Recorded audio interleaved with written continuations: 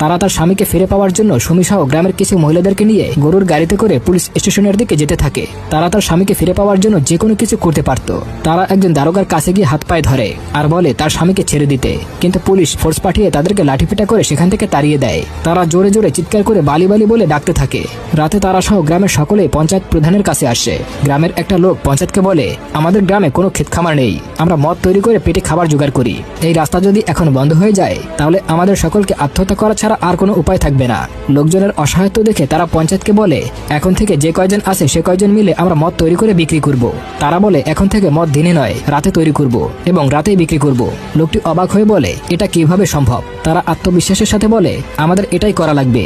তারা বলে, কাল থেকে আমাদের সকলের কাজ শুরু করে দিতে হবে। তারা সব সময় বালির কথা ভেবে দিন পার করতে থাকতো। ওদিকে বালি তারার কথা ভেবে জেলে দিন পার করতেছে। তারাকে অনেকগুলো টাকা দিয়ে অনেক লিটার মদ তৈরি করে দিতে বলে।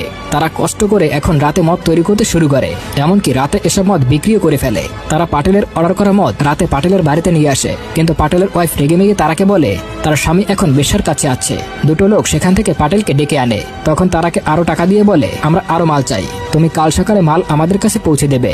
সকালে তারা চৌবাচ্চা থেকে পানি নিয়ে আসার সময় বাবা নায়া তার আঁচল টেনে নিয়ে বলে, আমি তোকে অনেক আগে থেকেই ভালোবাসি, চল আমরা দুজনে মিলে মুম্বাই চলে যাই, ওখানে গিয়ে আমরা দুজনে মিলে মদ তৈরি করে বিক্রি করব।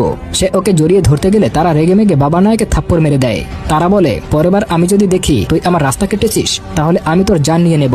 রাতে দেখা যায় সুমির শ্বশুর সুমির কাছে এসে তার শরীরের দিকে বাজেভাবে তাকাচ্ছিল। বুড়ো যখন সুমির শরীর স্পর্শ করতে থাকে তখন সুমি ঘুম থেকে জেগে গিয়ে বটি হাতে নিয়ে তার শ্বশুরকে মারতে যায়। গঙ্গাধর তখন ভয় পেয়ে সেখান থেকে পালিয়ে যায়। সুমি কাঁদতে কাঁদতে তারার কাছে এসে সবকিছু খুলে বলে। তারা তখন রেগে মেগে গঙ্গাধরের কাছে এসে বলে, তুই যদি আর একবার এই নোংরা কাজ করছিস তাহলে আমি জেলে গিয়ে তোর ছেলে বিভাকে সবকিছু বলে দেব। গঙ্গাধর তখন তারার কাছে হাত জোর করে বলে, ও জানতে পারলে আমাকে মেরেই ফেলবে। তারা বলে, তোর মরার প্রয়োজন, তোর বউ 9টা বাচ্চাকে রেখে আত্মহত্যা করেছে শুধুমাত্র তোর স্বভাবের কারণে। পরের দিন সুমির সাথে গ্রামের একটা মহিলা পানি নিতে আসে। পাটেল ইশারায় মহিলাটিকে আসতে বলে। মহিলাটি তখন টাকার অভাবে পাটেলের সঙ্গে এসব নোংরা কাজ করে।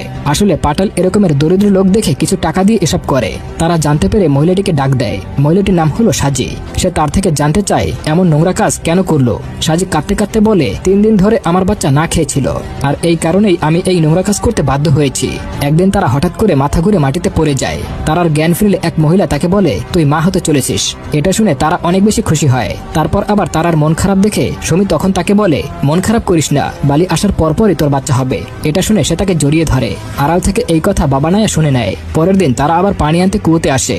তখন বাবা নায়া তারাকে বলে, তোর স্বামী ফিরে আসাতে এখনো অনেকটা সময় লাগবে, তাই তুই আর আমি চল একসাথে সংসার করি, আমি তোকে অনেক সুখে রাখবো। কিন্তু এবারও তারা বাবা নায়াকে পাত্তা না দিয়ে চলে যায়। তখন সে গঙ্গাধরের কাছে এসে